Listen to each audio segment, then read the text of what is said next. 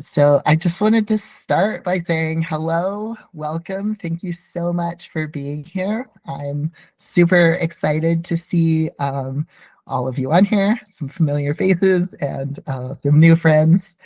I'm going to go ahead and introduce myself and the team. And while I'm doing that, I'd love if you all could drop your information in the chat. If you could introduce yourselves and share your name, your role, and your organization. And most importantly, what I really want to know is one or two words that describe how you feel when somebody comes to you and says you need to evaluate your program.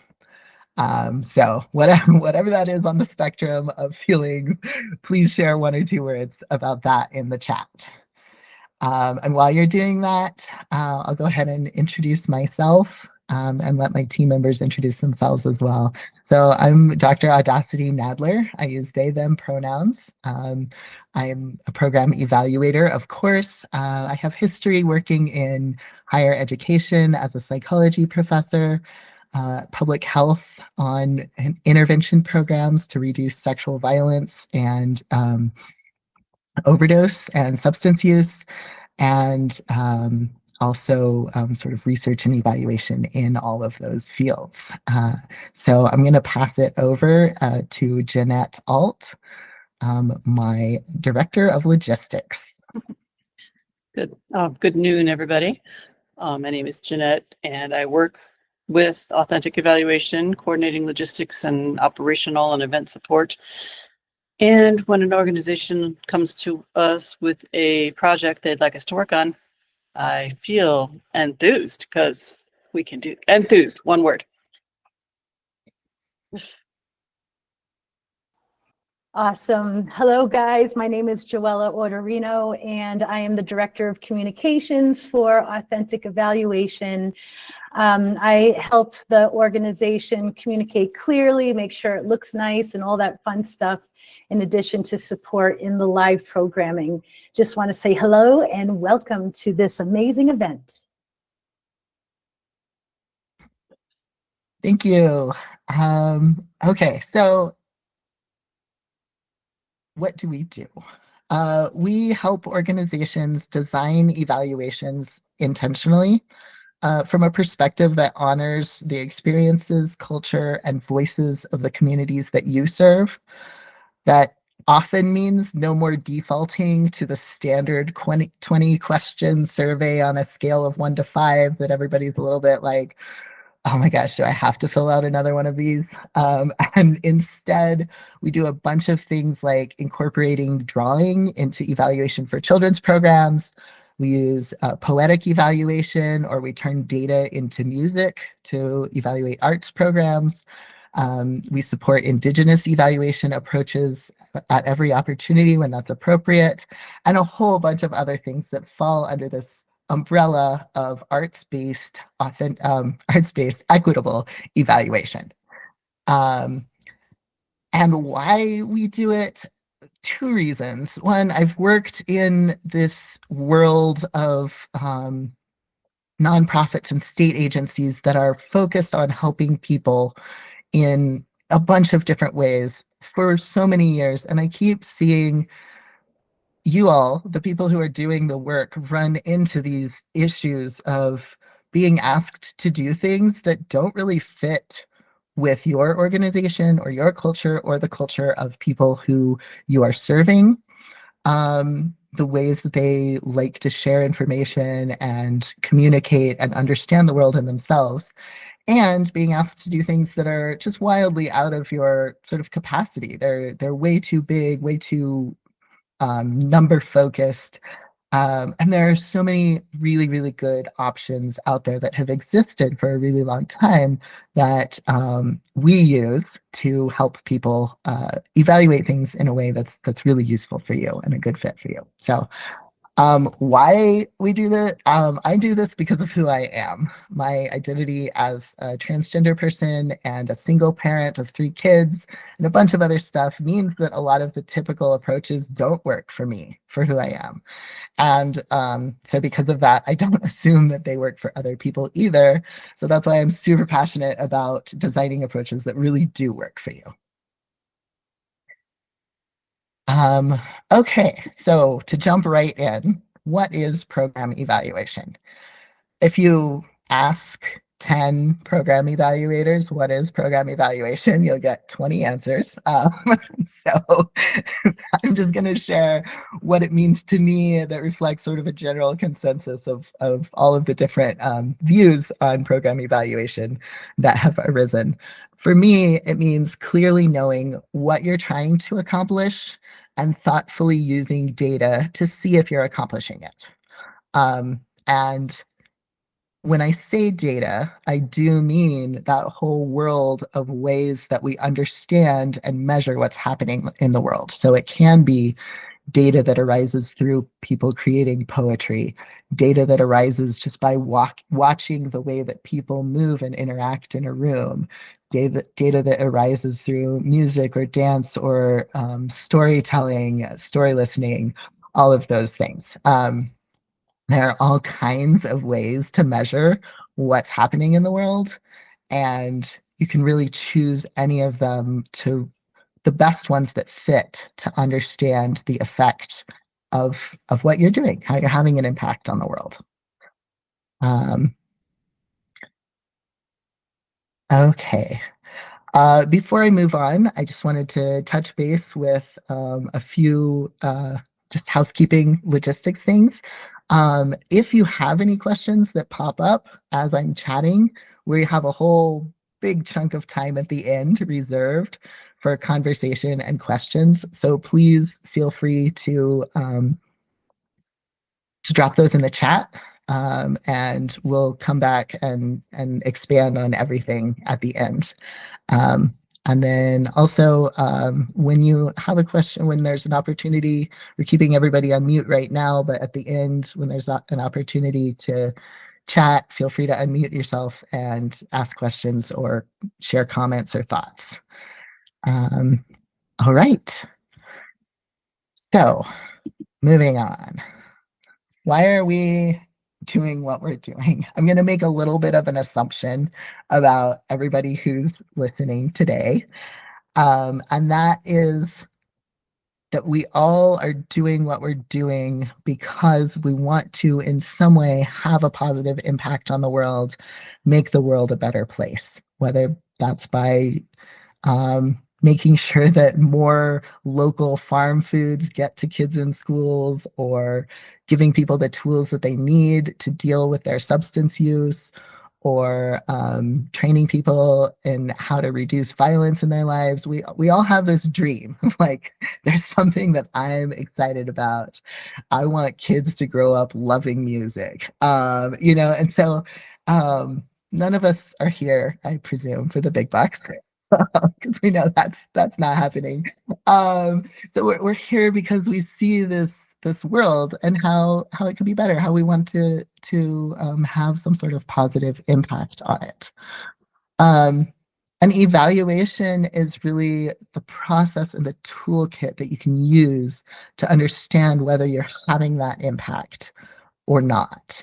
But it goes wrong a lot.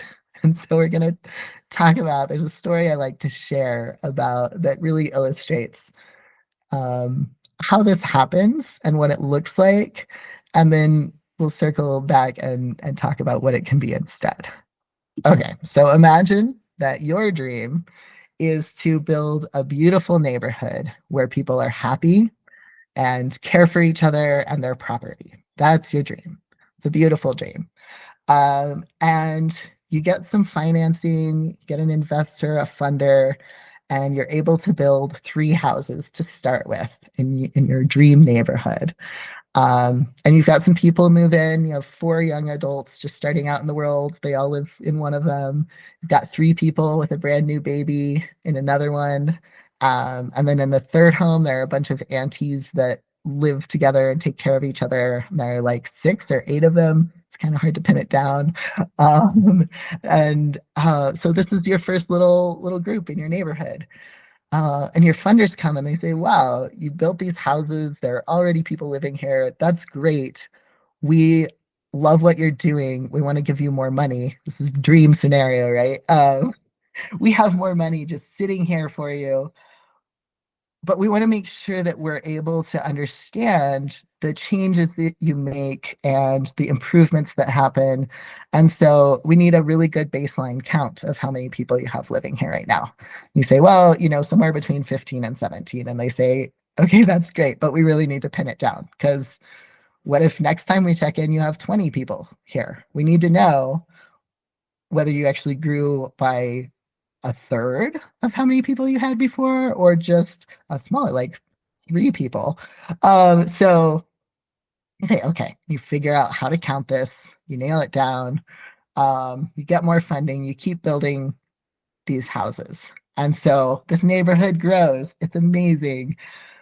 There's a lot to do. Of course, you're busy all the time. Everything, you got a million different hats that you're wearing.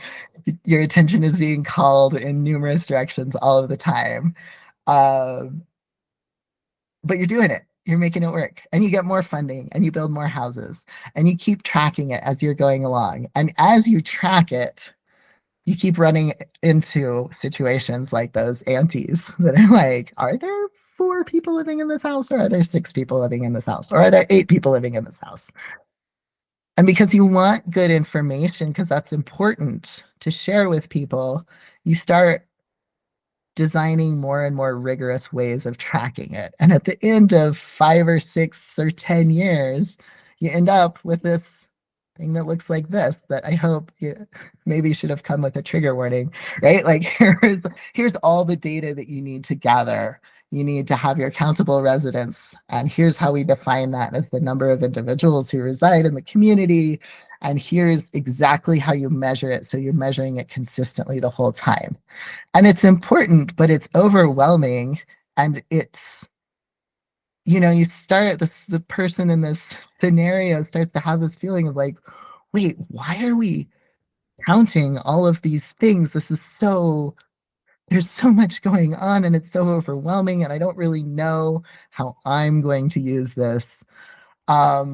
But you get through reporting season, you do the thing, you end up with a graph that looks like this. Like, wow, this is amazing. We're growing, we're improving. This is good. And you go home, go to bed, ready to start catching up on your sleep from this reporting season. And you wake up in the middle of the night, you're like, oh no, I don't even know if they're happy. And that was my dream in the first place, to build a beautiful neighborhood where people are happy and care for each other and their property. And I hope this resonates, because this is what happens so many times. And it can be so frustrating. Evaluation, it doesn't equal performance reporting, although it gets conflated with that constantly. It doesn't equal counting things. And those things are important. Those things help us demonstrate accountability to funders and the community. And often sort of the bare minimum, low hanging fruit, easy thing is, are you actually getting people through the door? Are you actually reaching the people that you're trying to reach? And this is why so often evaluation is reduced to counting things. How many people did we talk to? How many dollars did we spend? How many kits did we hand out, etc. Right? You're all familiar with this, clearly. Um, that's critical, but it's a piece. It's like the screwdriver in your toolkit. And there are so many other parts of the overall process and the toolkit um, that are available and exciting and fun. Um, and so I wanted to take a second just to really address, like, go back to that thing of, most of us, we're in this work because we have a vision. We dream of the world being a better place in some way, and we want to be a part of that. And most of the challenges that we're engaging with are challenges that are really complicated, and they take a long time to improve. And probably, to be entirely real, most of the challenges that we're addressing aren't going to be solved in our lifetimes. And that's we're just part of this overall slow, gradual movement of improvement and bettering the world and taking care of the people who are around us. But that leads to a lot of frustration and burnout, especially in like nonprofits and state agencies and places where people are just engaging with these what we like to call wicked problems over and over, these things that take so much time and effort to improve. And so much of that frustration and burnout is associated with that specific feeling of like, I don't actually know if I'm making a difference. And that's why evaluation is a particularly valuable tool, especially for people who are in these types of human serving fields. That it allows you to see you are making a difference. I know you're making a difference. I know I'm making a difference. I know together we make a difference. But sometimes we need this concrete information that helps us really see that and understand where that difference is. So when you sort of go back and back away from just counting things and start planning evaluation a little bit more thoughtfully and using it for what it really is, as a methodical process that helps you clearly know what you're trying to accomplish and thoughtfully using data to see if you're accomplishing it. It helps you do a whole host of things. So it helps you figure out what the people you serve really need. It can help you create a plan for how to meet their needs in ways that are meaningful to you and them. It really helps you see exactly like how well you're helping them, what sort of difference you're making, and then put the actions, the specific actions that are making that difference. And I want to highlight that one because it's so critical. Again, like in the fields that we work in, where resources are really stretched a lot of the time, and people are expected to wear many different hats and do a bunch of different things on small budgets and small staff. When you have the ability to look and see what exactly is it that we're doing that is making the impact, then you can really use those resources much more strategically, much more efficiently, and much more wisely. And so evaluation is the process that helps you understand that as well. And then, of course, we already talked about demonstrating accountability, not only to funders, but also the community. So evaluation helps you clearly tell your community participants and funders about your wins and how you are making those changes. And then do it all over again. And the reason this is important is because it really is a cycle where you gather the data to understand what the needs are and to make your plan. And then after you have the plan, you act on it. And after you act on it, you learn from it. And then from that learning, you update your plan. And then you act on that updated plan. And you learn from that again. And I think one of the really off-putting things, one of the reasons that people have overwhelmed feelings when they're told they need to evaluate, is that often it's seen as this huge process that you have to get right. And it doesn't have to be. It can be something you do on a week time scale. It can be something that you do for a month and then you learn from it. It can be something that you do from a year. Mistakes and changes and all of that are a critical part of evaluation. So it's really, rather than a rigid structure of specific things that you do and numbers that you count, it is a process of learning, a process of knowing what you're trying to accomplish, using the data to see if you're accomplishing it, adjusting based on that, learning more, knowing what you're trying to accomplish, and then using the data to see if you're accomplishing it again and adjusting. And so that can sound like, whoa, that's a lot. That's a long time to be thinking about this constant process. But it also makes it really small and achievable, in that you don't have to do it all. You don't have to do it perfectly. It's just a learning process. So if we're going back to our story of our dream community, that could look like a ton of different things. If you're using an evaluation process of planning, acting, and then learning, when you're planning, you could talk to the community residents and say, hey, how does it show in your physical world, in your built environment, when you're happy? And then maybe that turns into, we have a community chalkboard where people just list what they're happy about in their community. Maybe you create partnerships with people who work in the neighborhood, repair people, dog walkers, gardeners, and give them a clicker to record positive versus negative interactions. You can, if you really want to count things, you can count, which I joke about that, but I love counting things. That's one of the reasons I'm in this job. So if you want to count things, you can count how many flowers people have planted outside of their home. And then maybe the next year you learn, somebody comes to you and they say like, hey, actually, when I'm really happy and caring for myself and my property, I plant fruit trees and vegetables in my front yard so I can share that bounty with the whole community. And so the next year you count that instead.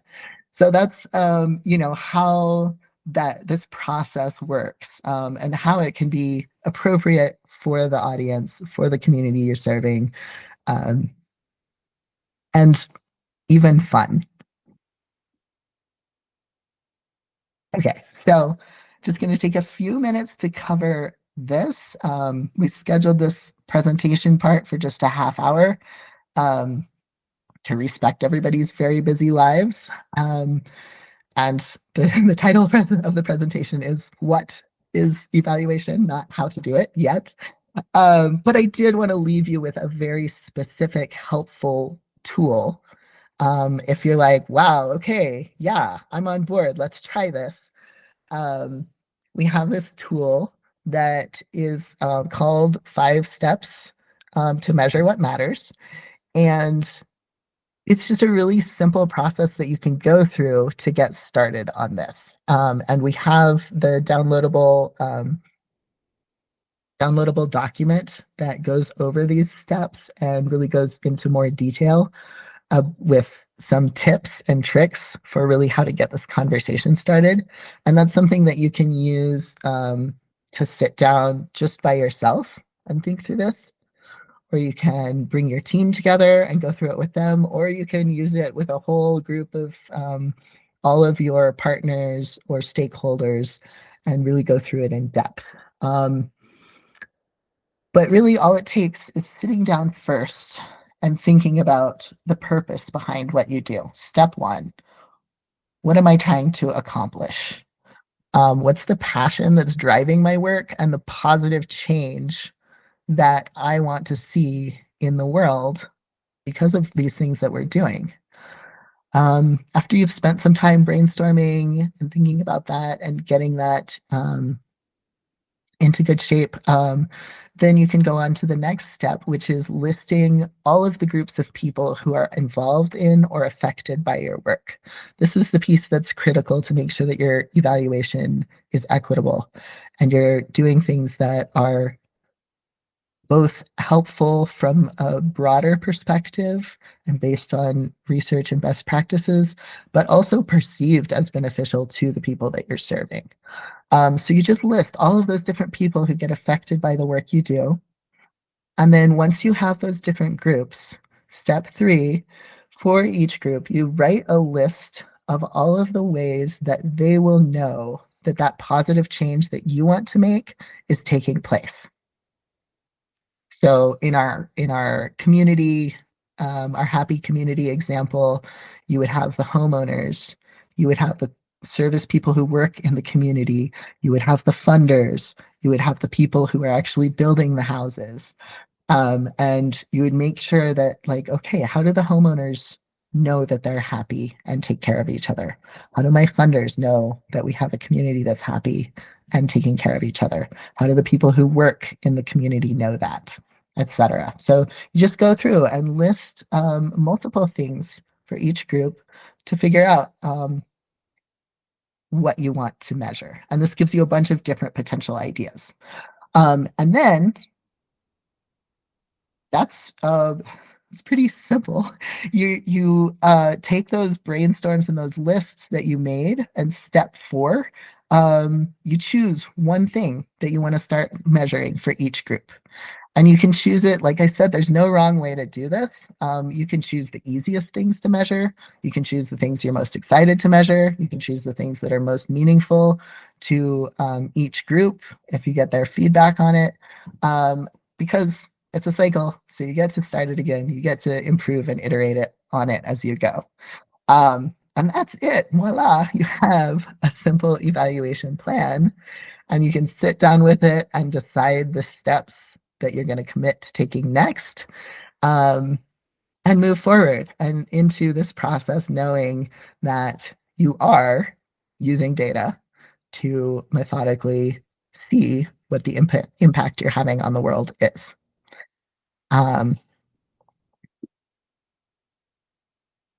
So what's next? I'd love to hear from you in the chat. What from here, this was a super quick introduction, right? It was just a blast. Here's what evaluation is. Here's what you can do with it. What else would you need to learn about this? And what would you need to learn first to really engage with this process of designing evaluation that reflects the culture of your organization and the communities that you serve? So if you want to drop that in the chat, that would be great. Joella is going to jump on and share about a few upcoming events that we have. And we design these events based on feedback, like what is next? What else do you need to learn? And what would you like to learn first? So please share those things with us. Yeah, and please join us for more events coming up. And then as soon as Joella is done sharing, we will open up the floor for all the questions. Any questions, answers, discussions, thoughts, etc. Awesome, Audie. Thank you so much. Well, first of all, just want to say, if you ever need help with those 5 steps, Authentic Evaluation is poised and ready to support you in that endeavor. So please reach out to Audie if you have any questions or you're blocked with that process. We'd be happy to help you. But we have some events in the pipeline coming up, another virtual event coming up on January 28th. Again, it'll be a lunch and learn virtual for free called Building Trust Through Better Evaluation Design. And this is where we're going to get into how to actually create evaluation tools based on the constituents that you're looking to measure. And then we have a big event coming up in March. It's an in-person event in Santa Fe at the Santa Fe Farmers Market. And this is an event that we're putting on for free. Lunch will be provided. It is an amazing time to get together with our industry, with those that are in the field, evaluators, nonprofits, etc. We invite you to join us. We do require an RSVP so that we just have a head count on the food, but during this event, there will be a variety of speakers where we're going to showcase different items, from arts-based evaluation tools and techniques to equitable ways to ensure all the constituents are being served and reported on accurately. It's really intended to provide you with these aha moments so that when you leave, you are able to take action right away with the new information. In addition, we hope to establish a place where we can network and establish collaborations and opportunities to work together. So Jeanette will drop the 2 links to register. Jeanette, please drop in the link for the January event, Building Trust Through Better Evaluation Design, and then Evaluation Reimagined. And also, please share these events. If you know anyone that could truly benefit from this, we invite you to extend these invitations to them. Yeah, so Audie, anything else you'd like to say there? No, that was really great. It covered it. I'm so excited about sharing some concrete skills with the community, some innovations in ways that we can do this important work in ways that really match what the needs of the community are. And so yeah, we've got a person who specializes in Indigenous evaluation. We've got somebody from Albuquerque who works on equitable evaluation. We've got, I'm going to be sharing some poetic evaluation tips and tricks. We've just got a bunch of great folks who I'm really excited about connecting everybody with. So yeah, I don't see any questions in the chat. So I would love if you folks jumped off mute, turned your camera on, and shared anything that you feel was a helpful takeaway from today, or any other questions and follow-ups.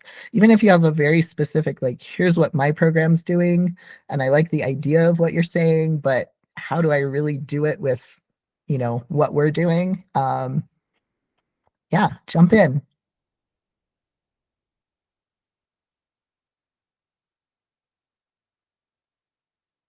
This the presentation part of this event ended at 12:30, but I'm on here for the next half hour to just chit chat and meet folks and answer questions if anybody has them. I'm just going to be quiet now and let people actually ask questions. So one question that has come up, Audie, is has evaluation changed in the last 5 years from a design and reporting standpoint?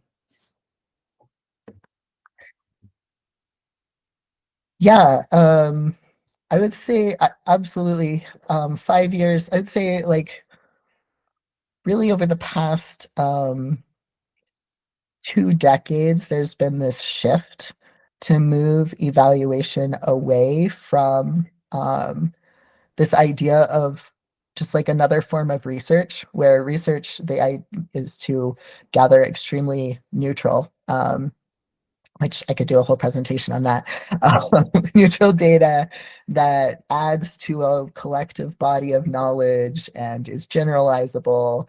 And there was a lot of overlap between evaluation and research sort of early on, and now it's really splitting, where evaluation is acknowledged as more action oriented, and the purpose of it is to give programs information that they can use to make decisions.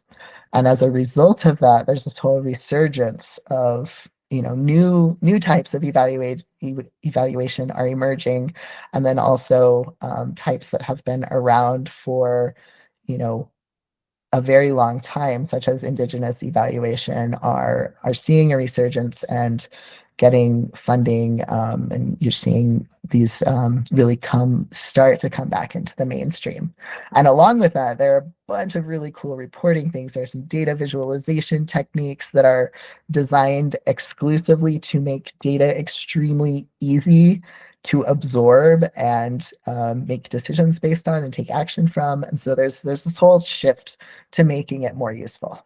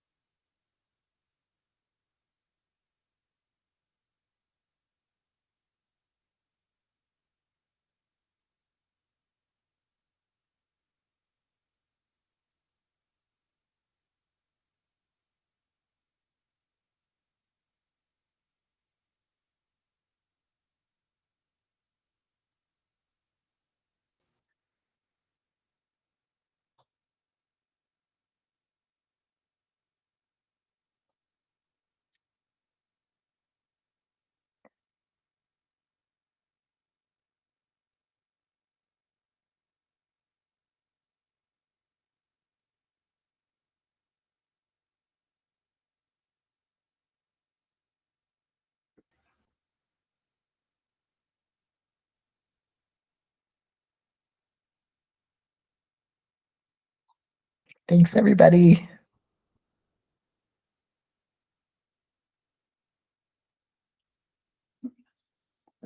Thank you.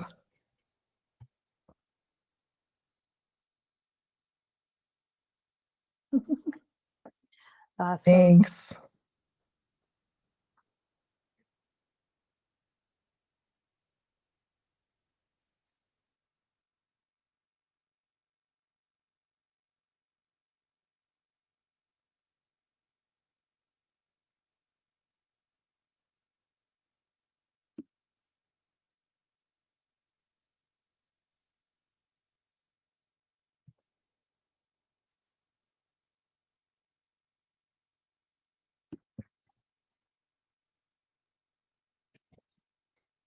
Okay, I guess it's safe for us to close this meeting now. So Sivani, thank you for joining. We're just going to end this meeting unless you'd like to hop in and ask a question.